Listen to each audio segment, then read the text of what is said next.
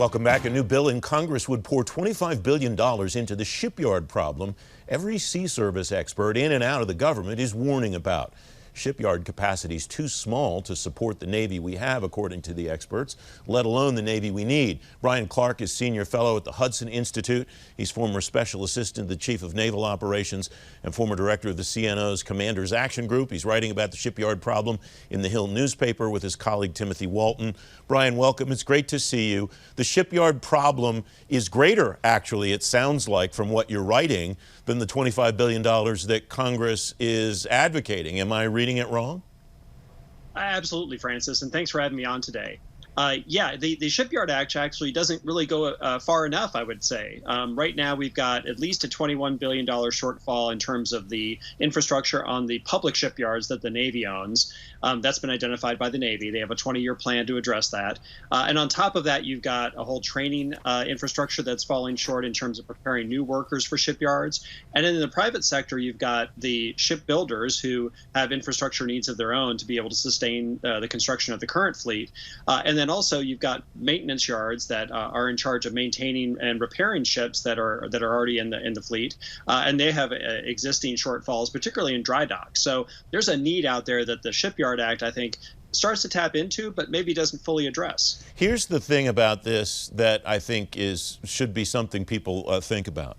You write, you and Tim, the Chief of Naval Operations recently argued the Navy needs a 355-ship fleet. That's not news. We've discussed that ad nauseum on this program for years.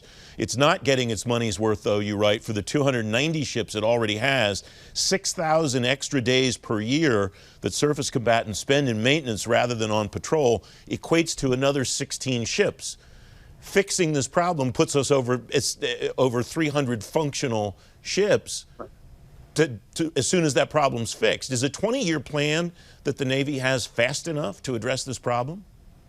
Not at all. And so the one thing is the Navy's plan for the public shipyards only addresses nuclear-powered ships. That's going to help us with the existing delays that we have got in the submarine fleet and in the carrier fleet in terms of getting them through their maintenance periods. Then you've got the private shipyards that support the surface fleet, and that's where you get the 6,000 days per year of delayed maintenance. And in those maintenance yards, they're totally dependent upon government contracts that are let relatively, one by one for each maintenance period with not a lot of lead time. And as a result, they don't invest in the kind of infrastructure they need to improve their time and efficiency at doing the maintenance. So that's where a lot of that delay comes in, is in these private yards that need support to be able to build up the infrastructure that they just can't do when they're doing maintenance periods contracted one by one. They've got to have some kind of more enduring commitment on the part of the government or funding from the government to help build up that infrastructure.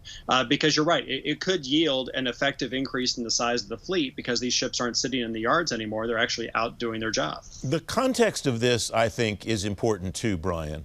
The former Commandant of the Coast Guard, Paul Zukoff, told me recently that historically the number of shipyards that we've had across the country is, I believe he said, in the 20s, and now we have 5.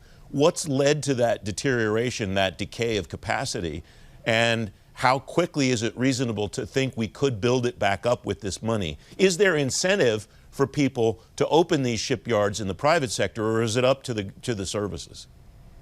So in the ship repair business, that's something that the government can help with in terms of infrastructure to improve their ship repair efficiency. In the construction area, which is what Admiral Zukoff was talking about, really the way to improve that is to increase the number of ships being built in the United States. Part of that is the military and growing the size of the Navy and the Coast Guard, but they can only do so much.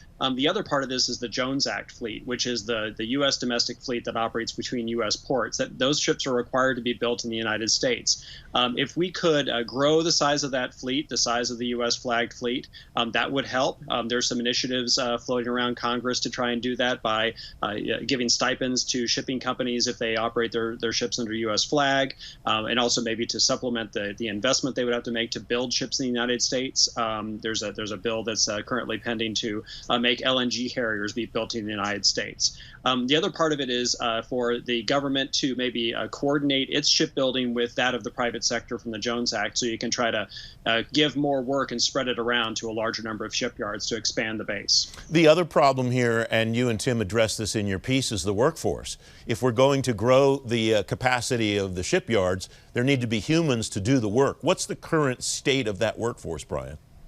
So it's very green. And so you've got a whole generation of Cold War era shipbuilders that are now retiring from working for 30 or 40 years for these shipbuilders. They got very proficient at their jobs. They're being replaced over the last decade or so by people who are less proficient, obviously. So that they're less productive. It takes longer to get work done. And you're seeing that impact in terms of the delays that the Navy's experiencing, both in the public and private shipyards. So improving the training capacity, improving the apprenticeship programs to grow that workforce and make it more proficient more quickly is going to be essential if we're going to be able to get out of these maintenance delays and try to get the fleet back up to its normal effective size. Because right now you've got, like I said, dozens of ships effectively on the sidelines. 30 seconds, Bryan. What will you watch moving forward? We're going to be looking at the acceleration of that Navy's shipyard plan, trying to get more money put against that earlier, and then trying to get more money to the private sector ship repair yards so they can improve their infrastructure and build more dry docks. Bryan Clark, thanks very much for joining me. Great to have you back. Thanks, Francis. Great to see you.